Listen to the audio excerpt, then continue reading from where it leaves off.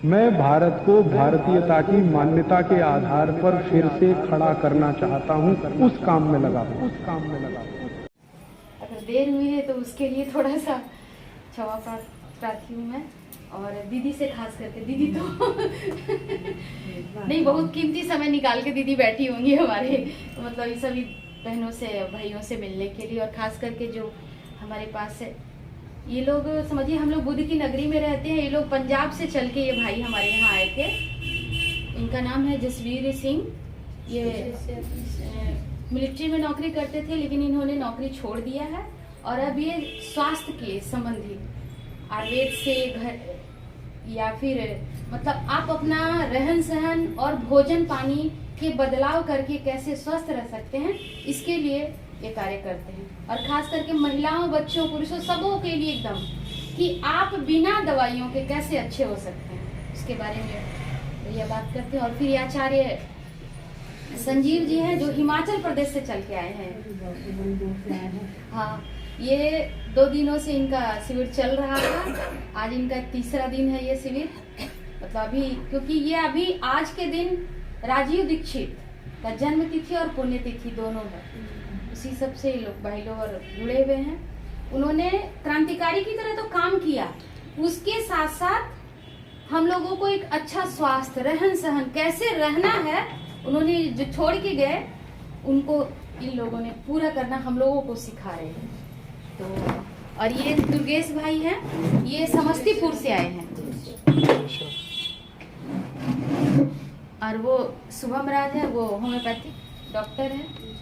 और अब हमारी इच्छा है कि अब तक तो हम लोग सब जगह करते थे, लेकिन जो हमारा एकल अभियान के आप लोग बिल्कुल जो हनुमान की तरह काम कर रहे थे, तो हमें लगा कि नहीं, आरोग्य की शिक्षा अब घर घर में होनी चाहिए।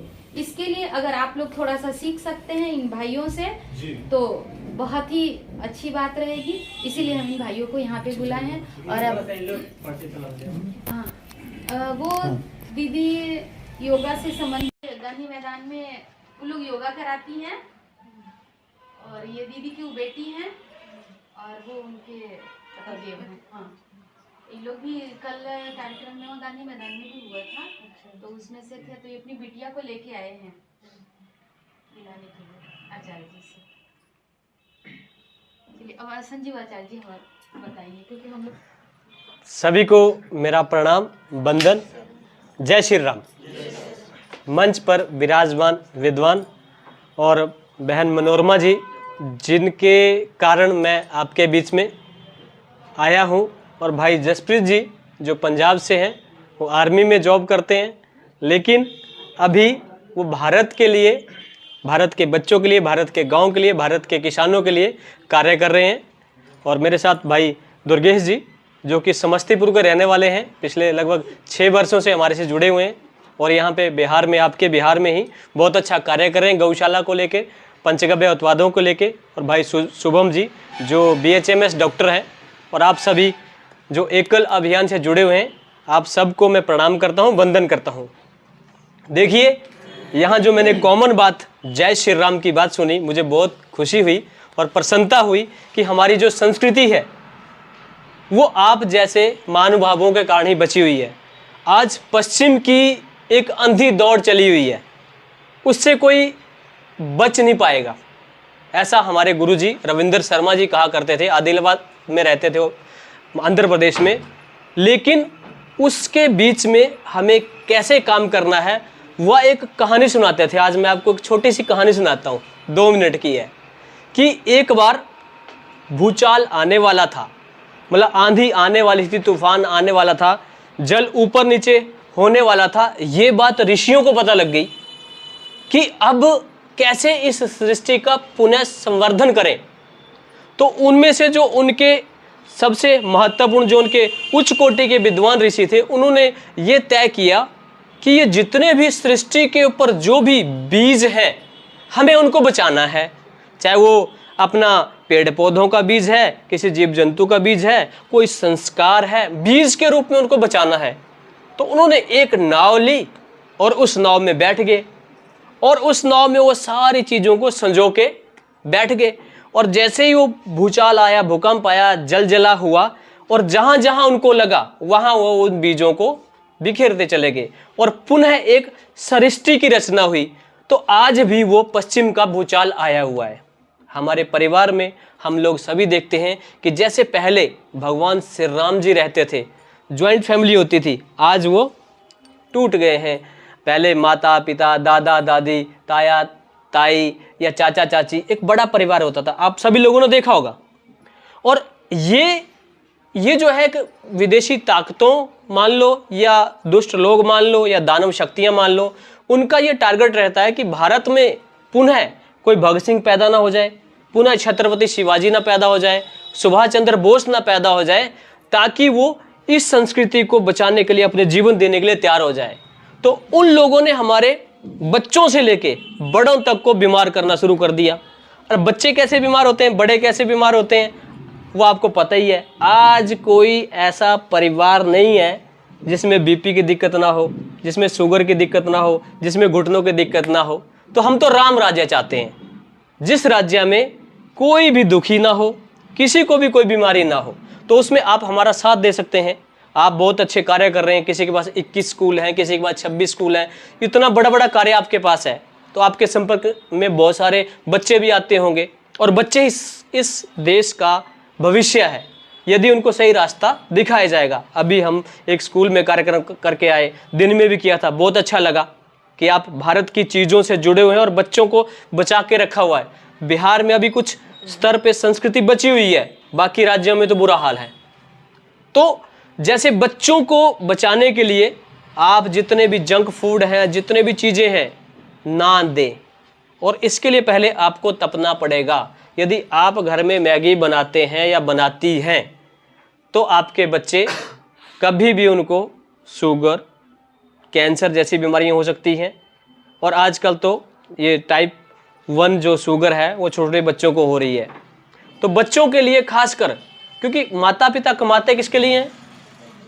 बच्चों के लिए, सुख ही रहें, अच्छी पढ़ाई कर सके। यदि किसी बच्चे को कैंसर हो जाएगा तो माता पिता सुखी होंगे क्या? तो आपसे निवेदन है कि घर की दाल फुल्का, जो भी आपकी भोजन घर का है वही दें बच्चों को। आप मैगी देते हैं कई माता पिता, तो आप घर में सेवइयां बना लो आटे की, वो बहुत अच्छा है। उसमें चाहे गोभी के काट के डाल लो, टमाटर डाल लो, प्याज डाल लो, स्वाद ही चाहिए ना बच्चे को। वो स्वाद आप नहीं देते, या जाने में अनजाने में आप बोलते हैं हमारे पास टाइम नहीं है, चलो मैगी बना लो। तो आप ही बच्चों को बना सकते हैं राम, आप ही बना सकते हैं कृष्ण। क्योंकि एक माँ जो होती है, माँ को माँ क्यों बोलता है? क्योंकि उसके अंदर वात्सल्य होता है, धैर्य होता है, इसलिए वो उसको पुरुष से अलग मानते हैं। और किसी भी महापुरुष को जन्म देने वाली है माँ। तो यदि माँ स्वस्थ है तो उसका परिवार पूरा स्वस्थ है। और माँ के पास सबसे बड़ा चिकित्सालय है। आप सभी जानते हैं कि हमारा चिकित्सालय कौन सा है सबसे बड़ा? कोई बता सकता है? पुराने ज़माने में हमारी दादी, हमारी नानी, हमारी ताई या हमारी चाची जो बुजुर्ग हैं, वो लोग इन चीज़ों को जानते थे। जब महिला का प्रसव होता था, क्या चीज़ खिलानी है, क्या चीज़ नहीं खिलानी है। आज हमारे बच्चे पैदा भी हॉस्पिटल में हो रहे हैं और कोई बुजुर्ग अंतिम सांस भी हॉस्पिटल में ले रहा है। पहले बुजुर्ग लोग तय कर लेते थे कि आज मैंने शरीर छोड़ना है और उसी दिन छोड़ते थे। आज उसका जो अंतिम क्षण है वो बड़ा दुखदाई होता है। आप सभी जानते हैं, किसी का घुटने के दर्द नहीं जाता, लास्ट तक चिल्लाता रहता है, किसी को क्या समस्या, किसी को क्या समस्या। वो दिक्कत आपको ना आए, इसलिए अपने रसोई घर को समझो। केवल रसोई घर को समझ लिया तो आपको छोटे से लेके बड़ी बीमारी तक नहीं आएगी। और सच में राम राज्य की जो कल्पना थी वो भाई राजीव दीक्षित जी ने की थी। यदि उस राज्य के बारे में आपको समझना है तो YouTube पे जाके राजीव दीक्षित राम राज्य, और हमारे को जो राम की कहानियाँ सुनाई जाती हैं उसमें कभी भी वो बात नहीं बताई जाती जिसमें नए युवाओं में जोश आए, अपने धर्म के प्रति जागरूक रहें। वहाँ पे उनका प्यार प्रेम वही दिखाया जाता है। तो उस राम राज्य की जो कहानी है जो भाई राजीव दीक्षित जी ने बताई हुई है, आपसे निवेदन करूँगा ज़रूर सुनना। तो हो सकता है आपके लिए वो आपके फील्ड में भी बहुत ज़्यादा काम आएगी कि राम राज्य में क्या चीज़ थी, कैसे वहाँ भोजन व्यवस्था चलती थी, क्या क्या बहुत सारी चीज़ें हैं उसमें, तो उसको ज़रूर सुनना। तो जैसे कि रसोई घर की बात कर रहा था मैं, हमारे सबसे जरूरी हैं रसोई घर के बर्तन। और आज हमारे घर में जो कुकर आ गया है उसको संस्कृत में बोलते हैं, बोलो कोई बता सकता है? कुत्ता। आप अगर सर्च करेंगे तो उसको कुत्ता बोलते हैं। तो जो कुत्ते को आजकल प्रॉब्लम है, आपने कुत्ता खांसी का नाम किस किसने सुना है? सभी ने सुना है। कुत्ता खांसी होती है, एलर्जी की प्रॉब्लम होती है। तो जो उन जानवरों को जो प्रॉब्लम होती है तो हमको हो गई है।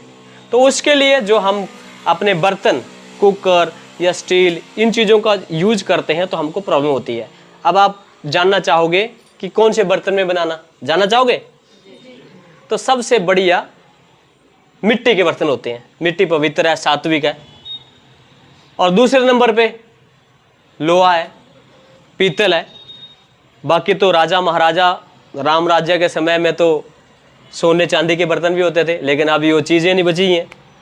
तो सोना चांदी को साथ अलग करिए, मिट्टी, लोहा, पीतल, इनमें से यदि किसी भी बर्तन का आप यूज करेंगे तो कभी भी बीमार नहीं होगे, कभी आपके घुटने खराब नहीं होंगे, कभी दमा, अस्थमा, टीबी नहीं होगा, कभी आपको शुगर नहीं होगी। आप 3 महीने करके देखना मिट्टी के बर्तन का कमाल।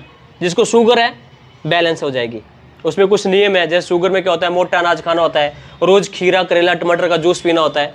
बाकी किसी की क्रिटिकल है तो फिर उसकी प्रकृति समझना पड़ती है। अब प्रकृति कैसे समझते हैं? वो नाड़ी देखना पड़ती है। तो किसी अच्छे वैद्य से संपर्क करें, जो आपके आसपास वैद्य हो, जो नाड़ी देखता हो, आपके दोष को समझे कि आप पित्त प्रकृति के हैं, वात प्रकृति के हैं, कफ प्रकृति के हैं।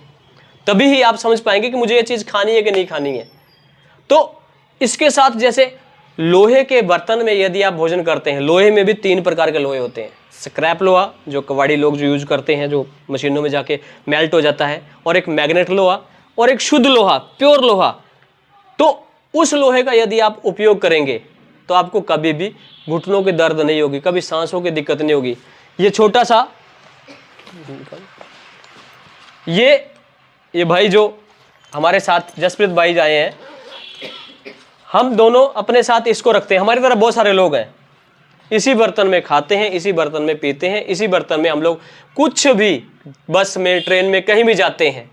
तो ये जो बर्तन है, ये एक ऐसा चमत्कारिक बर्तन है जो हमारे साथ खालसा जी जुड़े हुए हैं, जो इसको बनाते हैं। हाथों से बना हुआ, मशीन से नहीं बनता है, ये ध्यान में रखना। तो वो बताते हैं, उन्होंने 8 साल लगातार इसके ऊपर रिसर्च किया। तो वो बताते हैं कि सिर से लेके पांव तक जितनी बीमारियां होती हैं, सारी बीमारियों का मैं इलाज पूरा उसके साथ 100% गारंटी के साथ करता हूं। और सच में पहले तो मैं तो ज्यादा इन चीजों के ऊपर विश्वास नहीं करता था, क्योंकि मेरा विषय था नाड़ी देखना, नाड़ी के बाद उसको दवाई बताना, उसको सारी चीजें बताना कि भाई ये करो, ये करो। लेकिन किसी को यदि प्रॉब्लम हो जाती है तो केवल वो खालसा जी पानी पिलाकर, मतलब पानी क्या होता है, सबके घर में पानी होता है, पानी पिलाकर ठीक किया मेरे सामने कई लोगों को, कई रोगों को। और आप यदि लोहे के बर्तन में, सर्वलोह के बर्तन में खाते हैं, पीते हैं, तो आपको आपकी बीमारी तो ठीक होगी, आपका एनर्जी का स्तर भी बढ़ जाएगा। हमने यहाँ पे करके देखा, जो व्यक्ति एक, इसको बाटा बोलते हैं, आपके यहाँ पात्र बोलेंगे, कोई कटोरा बोलेगा, लेकिन इसका असली नाम बाटा है। तो जो एक बाटा भी पानी नहीं पी सकते थे, उन्होंने 3-3 बाटे पिए हैं। 3 बाटे का मतलब 6 गिलास, 6-7 गिलास। तो हमारा शरीर जो है 3 ही चीज़ों से बना हुआ है, आपको ये समझना पड़ेगा, उसके बाहर कुछ नहीं है। भोजन, पानी, हवा। तो ये तीनों चीज़ें हमारी दूषित है। अगर आप सोचेंगे, समझेंगे, भोजन में केमिकल खाद पड़ गया है, पानी में भी आजकल जितना नलकों का पानी है सब में क्लोरीन जो भी है वो डालते हैं, और हवा में तो पता ही है इतने सारे ये गाड़ियाँ, फैक्ट्रियाँ, कितना प्रदूषण हो रहा है। तो हम बच नहीं सकते, लेकिन उसका रास्ता यही है कि अपना भोजन सुधार लो, अपना खान पीन, अपना पानी। और हाँ, पानी के सबसे बड़े जो 4 नियम है वो अपने दिमाग में सेट कर लो कि सवेरे उठ के जरूर पानी पीना, पानी हमेशा घूंट भर भर के पीना, जल्दबाजी में पानी नहीं पीना, एकदम पानी नहीं पीना, और खड़े होकर पानी नहीं पीना। उकड़ू आसन में, जैसे मैं खड़ा हूं तो इसको इस तरह से नीचे बैठकर आप पानी पिएंगे तो आपके कभी भी पेट बाहर नहीं आएगा। और बोलते हैं जिसका पेट बाहर आता है, मतलब जिसका वजन बढ़ जाता है, तो एक डॉक्टर साहब हैं, वो बोलते हैं कि हमारा शरीर चीख चीख के, चिल्ला चिल्ला के बोल देता है कि भाई समझ जा, ये प्रॉब्लम आने वाली है। जैसे पेट बाहर आ जाएगा तो उसको हार्ट की दिक्कत आनी ही आनी है 100%, क्योंकि वो हार्ट अंदर को चला जाता है जब पेट बाहर को आता है। और किसी के दांतों में बहुत ज्यादा दर्द होना शुरू हो जाती है या कोई कीड़ा लग जाता है तो उसकी बॉडी जो है हाइपर एसिडिक हो गई है। तो वो आपको सिग्नल दे रहा है, आपका शरीर खुद बोल रहा है कि भैया एसिड वाली चीजें छोड़ दे, नहीं तो तेरा बहुत बुरा हाल होने वाला है। लेकिन हम क्या करते हैं, डॉक्टर साहब के पास जाते हैं, पेन किलर खाते हैं, कुछ समय तक ठीक होते हैं, बाद में बड़ी बीमारी लेते हैं। और फिर ये बाल किसी के यहाँ से गंजा बनाता है तो शरीर बोल देता है कि भाई तू गलत चल रहा है, सही रास्ते पे चल पड़। तो हमारा शरीर खुद बोल देता है, हम लोग उसको दबाते हैं। तो कोशिश करो कि यदि आपके शरीर में आपको लगता है कि परिवर्तन आ रहे हैं, चेंज आ रहे हैं, तो सोचो, चिंतन करो, अपना भोजन पानी चेंज कर दो।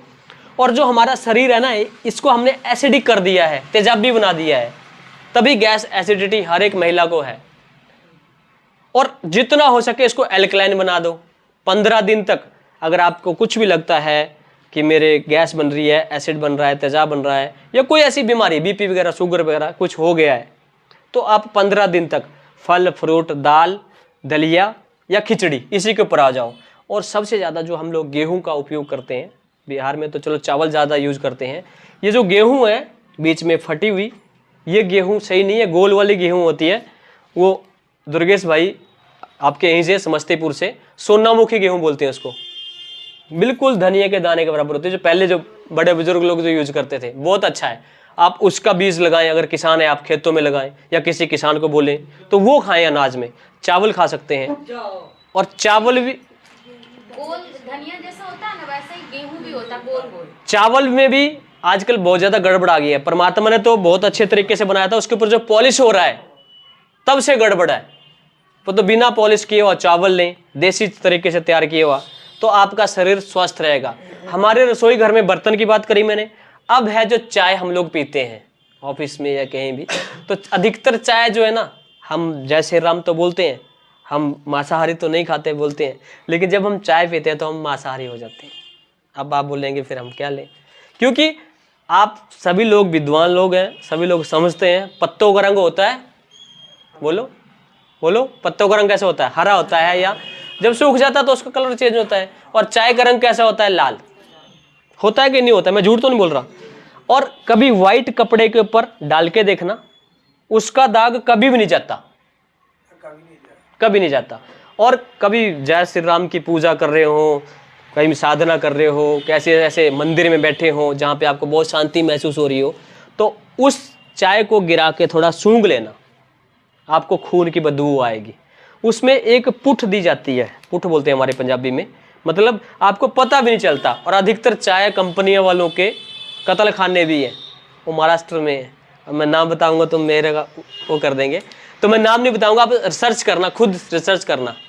बाकी आप देसी चाय का उपयोग कर सकते हैं, कई कंपनियां देसी चाय बनाती हैं, काढ़ा बनाती हैं, आप स्वयं भी बना सकते हैं। उसके अंदर क्या पड़ता है, दालचीनी, मुलट्ठी, लौंग, इलायची, अपना लौंग डाल लिया अगर सर्दी ज़्यादा है, काली मिर्च डाल ली, तेज पत्ता डाल लिया, तुलसी के पत्ते डाल दिए, गिलोय के पत्ते डाल दिए, गिलोय डाल ली सुखा के। अगर ज़्यादा आपको लगता है बुखार है, सर्दी है, तो नींबू के पत्ते डाल लिए। अगर गर्मी ज़्यादा लग रही है तो उसमें गुलाब के पत्ते डाल दिए, चंदन डाल दिए, लाल चंदन के उसमें डाल सकते हैं। तो वो वात पित्त कफ को बैलेंस करता है।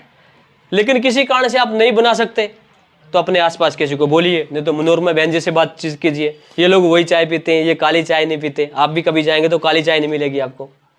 तो ये जो चाय है ये खासकर माताओं के लिए क्या करती है, अगर मान लो आपका यहाँ पे टाइम 2 बजे का है ना, तो 1:45-50 के बीच में या 2 बजे से पहले थोड़ा सा आपको सर दर्द लग जाएगी। ऐसा होता होगा 100 में से 10 लोगों को, 20 लोगों को होता है कि चाय नहीं मिली, चाय नहीं मिली। उसमें जो निकोटिन, कैफीन, टैनिन जो केमिकल पड़ते हैं, जो हमारे माइंड को अपसेट करते हैं, मैं तो अपसेट ही बोलूँगा, आपको लगता है कि नहीं चाय पीने के बाद मैं बहुत फिट लग रही हूँ या लग रहा हूँ, तो वो केमिकल हमारे एक तो हैप्चुअल हो जाते हैं हम लोग, और आगे भविष्य में बीपी की दिक्कत आनी है। तो अब आप तय करो कि हमें चाय पीनी है कि नहीं पीनी है। अगली बात, हमारे घर में जो चीनी है, जब हमारी किडनी 4, 5, 6 क्विंटल चीनी क्रॉस कर देती है 40 से 50 साल के अंदर, क्योंकि पहले के जो बुजुर्ग थे उनकी किडनी लीवर मजबूत होते थे, काम करते थे, खूब पसीना बहाते थे। अभी तो पसीना नहीं बहता, तो वो किडनी जब हमारी 5, 6, 7 क्विंटल चीनी निकाल देती है तब आपको शुगर होती है, और वो अननेचुरल तरीके से बनती है। आप गूगल में सर्च कर लेना कि चीनी कैसे बनती है, उसके वो भी नॉन वेजिटेरियन है। तो आप गुड़ लो, बिहार में गन्ना बहुत ज़्यादा होता है, शक्कर लो, मिश्री लो, खाना सब कुछ है लेकिन शुद्ध शाकाहारी खाना है, तभी ही हम लोग अपने धर्म को बचा सकते हैं, अपनी संस्कृति को बचा सकते हैं। नहीं तो कोई ना कोई बीमारी लेके चले जाएंगे, आपका जीवन की कमाई डॉक्टर लेके चले जाएंगे। और तीसरी बात है, जैसे मैदा हम लोग खाते हैं, मैदा नहीं खाना चाहिए, मैदा आंतों में चिपकता है। चौथा है हमारा आयोडीन नमक, सबसे खतरनाक। अच्छा ये बताओ मेरे को, सबसे ज़्यादा नमक किस कंपनी का होता है? राइट। चाय किस कंपनी की होती है? और सबसे बड़ा कैंसर का हॉस्पिटल भी टाटा का है, आप गूगल में सर्च कर लेना। अब तो जगह जगह ब्रांचें खोल रहे हैं।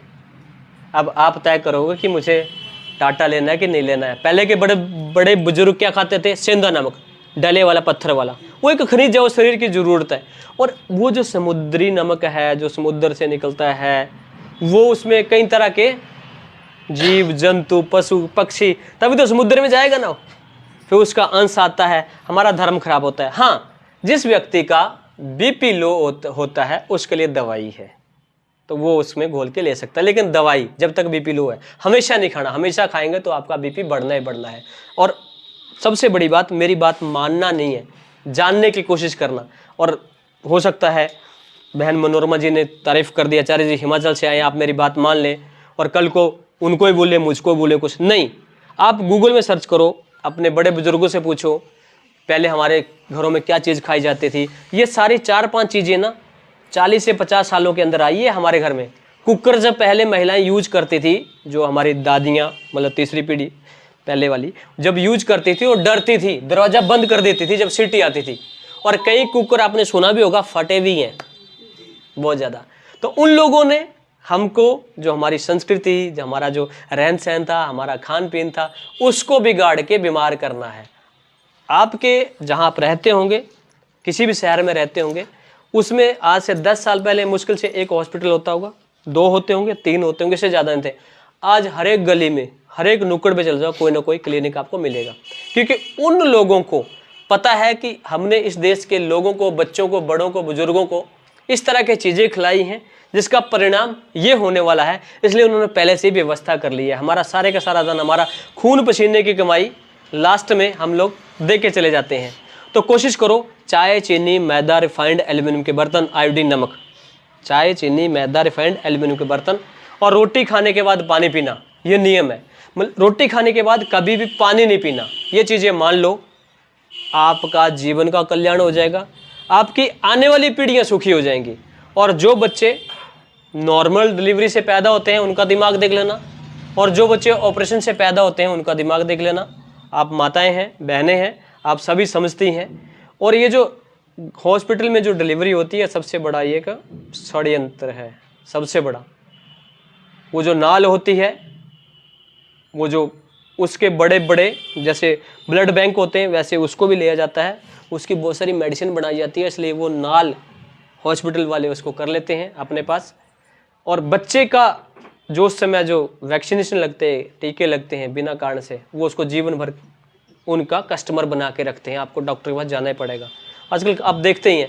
और आप में से यदि कोई दाई का काम करते हैं तो बहुत अच्छा है। आगे हम यहाँ पे एक कैंप करने वाले हैं केवल महिलाओं के लिए, उनको ट्रेनिंग भी देंगे ताकि घर में प्रस्तुति हो, घर में बच्चा पैदा हो। और घर में हमारी संस्कृति में आपने सुना होगा कि जब बच्चा पैदा होता था उसकी जीभ के ऊपर शहद से, सोने की शिलाखा से जय श्री राम या ओम या लिखा जाता था, चटाया जाता था। लेकिन आज हॉस्पिटल में आप माँ का दूध भी नहीं पिलाया जाता बच्चे को। पहला आधे घंटे के लिए बीफ, मतलब उसको बोलते हैं मिल्क फीडिंग बोलते हैं उसको। आधे घंटे के लिए आपको ये बताया जाता है कि मिल्क फीडिंग के लिए बच्चे को ले जाया जा रहा है। और जब बच्चा पैदा होता है, जितना माँ के आंचल में बच्चा रहेगा उतना वो स्वस्थ रहेगा, उसको गर्मी लगेगी, तो वो उसको मशीन में डाल देते हैं। आपने देखा होगा, किसी के बच्चे हुए होंगे तो देखा होगा। तो वो जब माँ उसके पास में रहती है, माँ अपने आंचल का हिट देती है, तो वो बच्चा भी कभी भी बीमार नहीं होगा। लेकिन उनको पता है कि उसकी इम्यूनिटी कमजोर करनी है तो उसको मशीन में डाल दो, फिर बच्चे को, आपको पता है बहुत सारे रोग होते हैं। कोशिश करो इसके ऊपर काम करो, बहुत ज़्यादा काम करने की आवश्यकता है यदि अपने संस्कारों को बचाना है, अपने धर्म को बचाना है, अपनी संस्कृति को बचाना है। और ये चीज़ें आपको कोई नहीं बताएगा। किसने बताई होगी? कभी दादा ने, परदादा ने, नानी ने, कहीं सुनी होगी आपने। लेकिन हम लोग, हमारी टीम है पूरे देश में, हम लोग ये काम कर रहे हैं। आप हमारी मदद ले सकते हैं इन चीज़ों में। किसी की नॉर्मल डिलीवरी कैसे होती है, 9 महीने में माता को क्या ध्यान रखना चाहिए, क्या पहले महीने में खाना चाहिए, गर्भधान करने से पहले क्या चीज़ें खानी चाहिए, किन बातों का ध्यान रखना चाहिए। आजकल तो जितने बच्चे पैदा हो रहे हैं, एक्सीडेंटल बच्चे पैदा हो रहे हैं, किसी को पता नहीं है। डॉक्टर को पूछते हैं कि जी कौन सी डेट है, कौन सा महीना लग रहा है, यही हो रहा है ना, डॉक्टर को पूछते हैं ना, किसी को पता नहीं है, पहले पता होता था।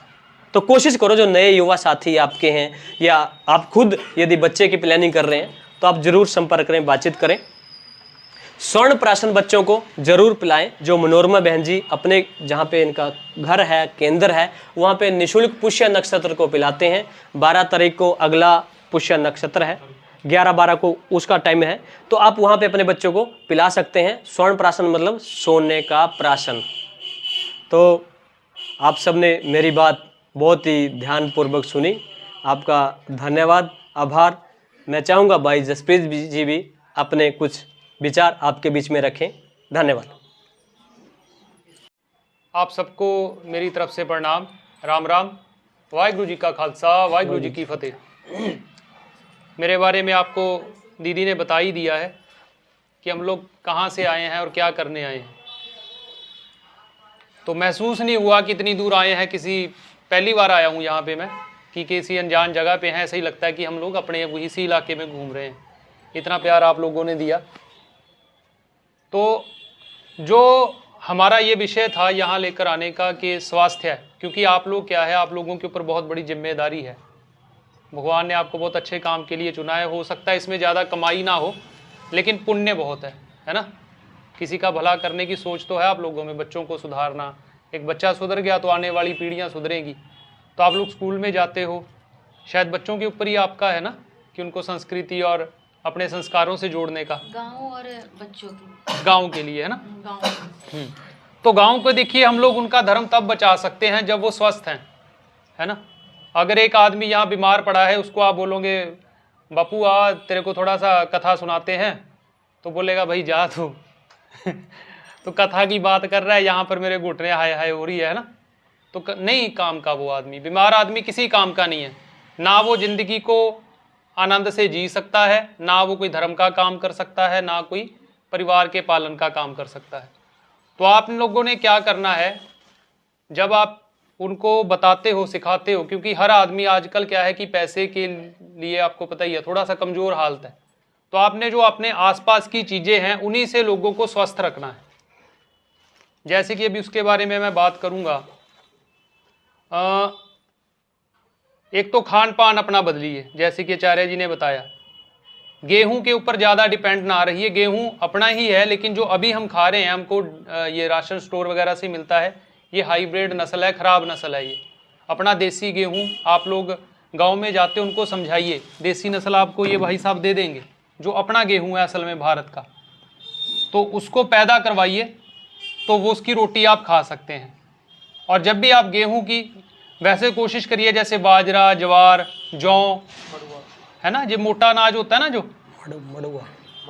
मड़ुआ बोलते जौ को, राई को रागी को मड़ुआ बोलते हैं, मड़ुआ। तो ये जो अनाज है ना गोल गोल वाले, आप इनको पीस कर इनकी रोटी खाइए। और इसका आटा आप लोगों ने छानना नहीं है। हम छान के वो जो डाल देते हैं ना, हाँ चोकर, गायों को डाल देते हैं। असल में वो खून को पतला करता है, आपको हार्ट अटैक नहीं आने देता। तो हम लोग क्या करते हैं, वो अच्छी चीज़ तो निकाल के अच्छी गाय को डाल दी, और हम लोग खा रहे हैं खराब चीज़, है ना। तो पता नहीं ये सेवा भाव है कि हम बीमार हो जाएं, लेकिन गाय माता नहीं होनी चाहिए, डाल दो भाई। तो ये भी त्याग की भावना है, बहुत बड़ी बात है ये, अपनी जान जोखिम में डाल के किसी और के लिए पोषण तत्व देना।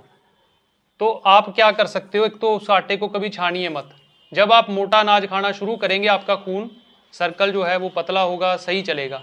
लेकिन इसमें एक शर्त होती है, जब आप ये अनाज खाओगे उसके साथ आपने कुछ ना कुछ गुड़ या शक्कर, शक्कर वो होता है ना गुड़ का पाउडर लाल लाल, वो बूरा बोलते हैं, वो पक्का खाना है साथ में, या फिर देसी गाय का घी।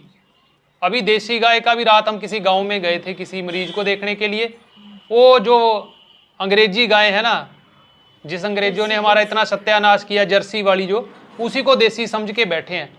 देसी गाय क्या होती है, उसके यहाँ होता है ना गर्दन के पास ऐसे उठा हुआ होता है, हाँ ऐसे होता है ना, वो देसी गाय होती है जो उसकी मोटी मोटी पहचान है। तो आप उसी गाय का घी साथ में खा सकते हो। बच्चों को खिलाइए, बच्चे कभी जल्दी से बीमार नहीं होते उसका दूध पिएंगे तो। फिर रोटी का हो गया, नमक का आपको बता दिया। अगर आयोडीन नमक आप लगातार खाओगे, ये बीपी की समस्या, थायराइड की समस्या, ये सारी समस्याएं होती हैं। फिर बाकी और जैसे आप स्नान करते हो या ब्रश करते हो, है ना, टूथब्रश वगैरह, कोई ज़रूरत नहीं है, अपना दातुन करिए। हम लोगों के पास देखिए भगवान की दया से हम ठीक परिवार से हैं, हमारा गुजारा अच्छे से हो रहा है, लेकिन हम लोग ब्रश नहीं करते, टूथपेस्ट नहीं करते हम लोग, ना ही साबुन लगाते हैं। एक तो पैसा क्या, हमारा पैसा बचा वो हम किसी अच्छे काम में लगा देते हैं, किसी खराब कंपनी को देने की बजाय। और दूसरा क्या है, जब हम ब्रश करते हैं हमारे मुंह में एसिड बनता है, तेजाब। तो क्या है कि हम बोलते हैं ना कि हमें तो पानी के बिना भी हमें रोटी अच्छी नहीं लगती, एक हम वो निवाला चबाएंगे फिर ऊपर से पानी की घूंट पिएंगे, वो ब्रश करते हैं ना उसकी वजह से होता है। हमारी जो लार है वो सूख जाती है। जब आप दातुन करोगे तो आपकी ये लार एक्टिव होगी, आप बिना पानी के रोटी खा सकते हो, ठीक। और साबुन की जगह आप जैसे कच्चे दूध से नहा लिए, बेसन से नहा लो, जो दूध के ऊपर मलाई आती है ना, क्या बोलते हैं उसको, छाली, हाँ छाली आती है, तो उसमें आप बेसन या गुलाब जल डाल के उससे नहा सकते हो। देखना चमक मारोगे शीशे की तरह कुछ ही दिनों में, इतनी अच्छी चीज़ है वो। और फिर आप देखिए कि हर कोई आदमी आज के युग में जूस नहीं पी सकता है ना। अगर उस दिन मैंने परसों जूस पी रहे थे ना, कल को हमारा कार्यक्रम था, तो जो उसने 20 रुपए का शायद गिलास दिया, मैंने बोला गिलास नहीं चाहिए, इसमें डाल दे, तो इतना सा भरा ये तो इसको भरने के लिए 100 रुपया चाहिए एक बार में, अगर मैं पीऊँगा तो 100 रुपये का भरता है ये, तो इतना पैसा सबके पास नहीं होता। तो आपने करना क्या है, अपने अपने आसपास फलों के पौधे होते हैं, फलों के जैसे अमरूद है, जामुन है, अनार, और कौन कौन से पौधे यहाँ पे होते हैं, केला है ना, आम हो गया, या फिर वो शीशम हो गया, फिर पीपल का पेड़ सबके यहाँ होता है, या फिर ये दूब घास होती है। इन सबके ना 3-3 4-4 पत्ते लेके या तो हाथ से कूट लो, या जिसके घर में मिक्सी है, मिक्सर होता है ना जो, उसमें वो पत्ते डाल दो। तुलसी, पुदीना, धनिया, मेथी, ये सारे पत्ते डाल सकते हो। फिर उसमें आप थोड़ा सा पानी डाल के उसको घुमा के उसका रस निकाल लो। वो रस आप थोड़ा थोड़ा, इतना इतना, आधा आधा गिलास रोज पी सकते हो। आपको देखिए इतने विटामिन मिलेंगे, आपका खून साफ रहेगा, शरीर में गंदगी जमा नहीं होगी, और आप एकदम ताकतवर रहोगे। फ्री का जूस है। कभी कोई पेड़ पौधा बोलता है अरे मेरे 4 पत्ते ले लिए, निकाल 20 रुपये, नहीं बोलेगा। तो ये फ्री की चीज़ है, आप भी कर सकते हैं। जैसे स्कूलों में कोई आपको लगता है कि ये बच्चे ज़रूरतमंद है, उनको भी पिलाइए, ठीक है। और फिर बाकी सारी चीज़ें तो आचार्य जी ने आपको बता ही दी हैं कि ऐसे है करना, खाने पीने का क्या क्या करना है। फिर आप थोड़ा बहुत योग प्राणायाम वगैरह कीजिए। जो हमारा है स्वर्ण प्राशन की हम बात कर रहे थे, ये स्वर्ण प्राशन की शीशी है, मैं साथ में लेके आया हूँ। ये जो स्वर्ण प्राशन है, ये राजकोट में एक आयुर्वेद का गुरुकुल है, संस्कृति आर्या गुरुकुलम। वहाँ पर एक गुरुजी थे, पूज्य गुरु विश्वनाथ जी, जिन्होंने 50 साल तक इसके ऊपर काम किया। उनको राष्ट्रपति और उपराष्ट्रपति से सम्मान भी मिला है। और उन्होंने ये मुहिम शुरू की थी। अभी उसको एक हमारे महल शास्त्री जी हैं, हमारे परम मित्र हैं, वो इसको चला रहे हैं, उनके शिष्य हैं वो विश्वनाथ जी के। तो इसका कोई पैसा नहीं है। आप जब गांव में स्कूल में जाते हो ना, आपसे विनती है, जो 15 साल तक के बच्चे हैं, महीने में एक बार उनको जरूर पिलाइए, ताकि उनको जल्दी से जल्दी कोई बीमारी ना हो, और वो दिमाग से अच्छे हो जाएंगे और शरीर में एकदम ताकतवर होंगे। तो ये आप इसके लिए अगर ज़्यादा जानकारी चाहते हैं हम लोग अपना कार्ड भी दे के जाएंगे, ये दीदी हैं इनके साथ जुड़िए। और आप हम चाहते हैं कि ये मुहिम, ये जो स्वर्ण प्राशन है, ये ज़्यादा से ज़्यादा बच्चों तक फैले, क्योंकि इसके अंदर की आपको पूरी जानकारी देंगे कि भाई इसके अंदर कौन कौन सी जड़ी बूटी है, ये कब पिलाना है कब नहीं पिलाना। तो उम्मीद है कि आप लोग इतना बढ़िया काम कर ही रहे हो। और जब इसको पिलाना है, इसकी खास बात क्या है, आप कोई ना कोई ऐसा श्लोक बोलो जो बच्चे को ताकत देगा, संस्कृत का हो, वो हिंदी का हो। तो मतलब ये मंत्र औषधि है, मंत्रों से तैयार हुई एक दवाई है, बच्चों के लिए बहुत अच्छी है ये। एक तो ये मुहिम के साथ आप बच्चों को जरूर जोड़िए। और दूसरा, आप लोग जैसे गांव-गांव में घूमते हो, अभी गांव में जैसे बहनें होती हैं, है ना, गर्भवती बहनें या जिनकी शादी होने वाली है, उनके लिए अगर हम आपको बताएंगे कि भाई उनको 9 महीने में जैसे जैसे क्या खाना पीना है, आपने डॉक्टर के चंगुल से कैसे बचना है। एक तो शेर होता है शान से अपना शिकार करता है कि हाँ आज मैं शिकार पे चला हूँ। ये भेड़िए हैं, चुपचाप नहीं झुंड में बना के चुपचाप से लपटते हैं। तो उनसे कैसे बचना है उसके बारे में हम आपको बता सकते हैं। तो बिना इनकी मदद के, जैसे गांव में दाई माँ होती थी ना, आप ढूंढिए अपने आसपास दाई माँ को, उनको भी काम मिलेगा और गांव के बच्चे गांव के अंदर ही पैदा होंगे और अच्छे होंगे। अस्पताल के बच्चे से ये गांव का बच्चा बहुत अच्छा होगा जिसने गांव में जन्म लिया। तो इसके ऊपर भी हम लोग काम करते हैं पूरा। कभी भी आप फ़ोन कर सकते हैं हमें कि भाई ऐसे ऐसे बात है, हम क्या करें, पूरा बताएंगे। लेकिन आप क्या है कि अपने स्तर पे, अभी मैं हर बार पंजाब से नहीं आऊँगा, ये हिमाचल से नहीं आएंगे, दूर दूर से नहीं आ सकते ना। तो आप लोग अपनी ही टीम यहाँ पर तैयार करिए, ठीक। और बाकी अगर किसी को भी किसी बीमारी के बारे में, भगवान ना करे किसी को ऐसा हो, तो लेकिन फिर भी अगर कोई दिक्कत होती है तो हम लोग फ़ोन के ऊपर आपको बता सकते हैं। आप कभी भी फ़ोन कर सकते हो कि ये ऐसी दिक्कत आ गई है, अभी हम क्या करें। क्योंकि हम लोग अभी आपके साथ ऐसी इतनी बातचीत कर रहे हैं तो एक परिवार ही बन जाता है फिर, है ना। तो ये तो एक अभियान है, इसके साथ चलो हमें भी मौका मिला, हमारा सौभाग्य है कि हम लोग आपके पास आए, बात करने का मौका मिला है। हमें तो पता भी नहीं था कि बिहार में मतलब यहाँ पर ऐसे ऐसे, पूरे विश्व में चलता है। अच्छा हाँ, ये इंडिया में, विश्व में नहीं, इंडिया में। मतलब अच्छा। इंडिया से बाहर भी तो है। इंडिया से बाहर मतलब लोग अच्छा, जुड़े हुए। तो हाँ, तो ये अच्छा, पंजाब तो अगर वहाँ कोई होगा मेरे को हिमाचल में नंबर भी है। दीजिएगा उनका, ये सब पूरा पंजाब के। अगर हिमाचल से? आपके हाँ, पूरा आप लोग हिमाचल से हैं? नहीं, भारत देश संपर्क नंबर दीजिएगा हमें, जैसे हमारी साइड के है ना, अगर आपके पास उनके फ़ोन नंबर हो गए तो ज़रूर देना, ठीक है।